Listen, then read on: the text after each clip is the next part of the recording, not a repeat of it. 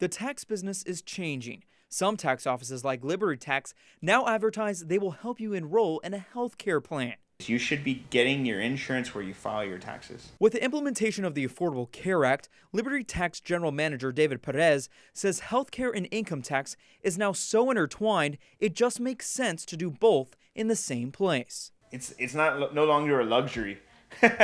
That's really what it comes down to. It's a necessity. When you sign up for insurance on healthcare.gov, most will qualify for a government subsidy, but you can choose to apply it into your monthly premiums or pay it in full and get a larger tax refund. Choosing what works best for you all depends on how much you think you will make. And so the only way to reconcile that if everybody has health coverage is through their tax return. It's going to, that's where we determine if they had eligible coverage that was, that met the standards of the Affordable Care Act. And if they didn't have that coverage, then we need to, of course, help them assess their penalty.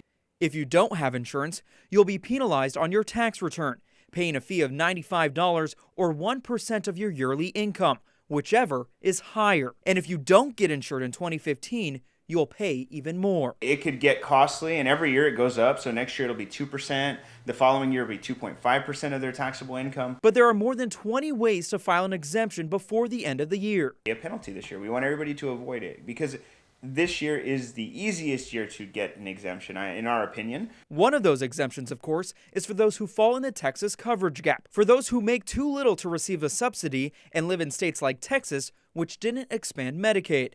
We have a few thousand just in this area that fall into the gap. Perez admits the tax code is more complicated than in the past and says the IRS has not yet answered all their questions. There's a lot of confusion in this industry, taxes and ACA, because of the fact that every year every day the interpretation changes.